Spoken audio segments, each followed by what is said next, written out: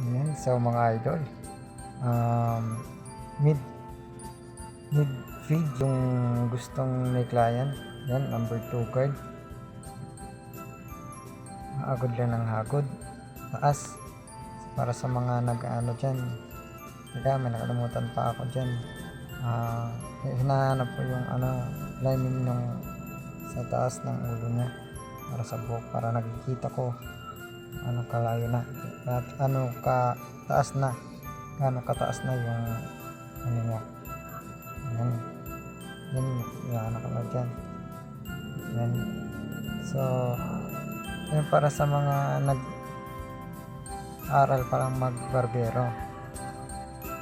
Ganito yung ano niya. Yan. So, number 2 guard. Tinira ko na. Baka tirahin pa ng iba. Yan. Hagod lang pataas kahit walang guideline. Natin yung mga idol. Makukuha natin yan. Basta pataas lang hagod. Yan at 1.5 guard yung ginamit ko na dyan. Mababa tayo mga idol.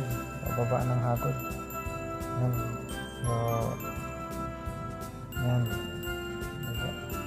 Taas lang mga idol. Yan. At so next naman ay number 1 guard. Yan.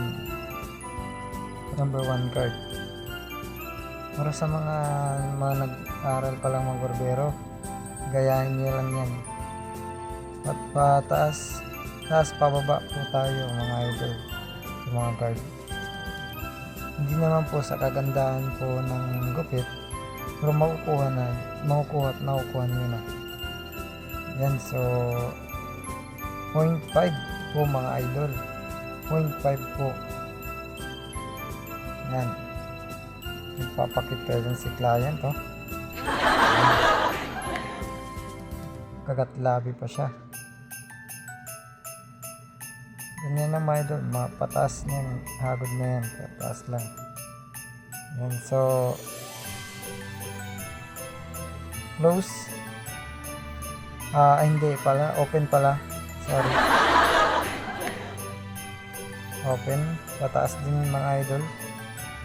Control lang tayo sa guard, baka mapailalim yung paghagod. Tataas yan. Yan, so yan.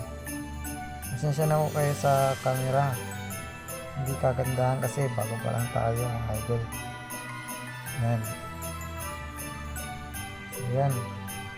Tinignan pa yung motor niya, baka wala na. Yan.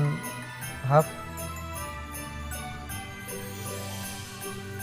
Yan, so ang hagod niyan mga idol, pataas din. So yan mga idol, pinat ko na dyan kasi nahulog yung hindi ko na videoan. Nahuhulog na pala yung camera natin. So diniretso ko na sa 00. Yung ginamit nyo natin yung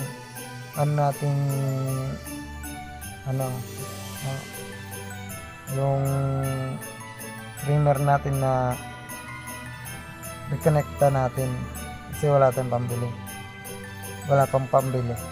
Yan, so baka naman sa inyo. Yan, so ginupitan ko na yung taas niya para magpataas siya. Yan, pasensya na kayo mga idol, hindi nakikita lang masyado kasi wala tayo kasing cameraman. Yan, wala tayong stand para sa Yan. So mga idol, tinitira ko na pala yung yan ng ibabaw. Ang gusto niya ni client natin ay kunti lang, ang trim lang.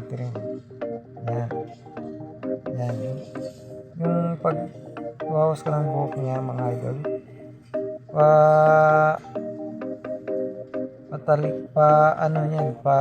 puntang likod.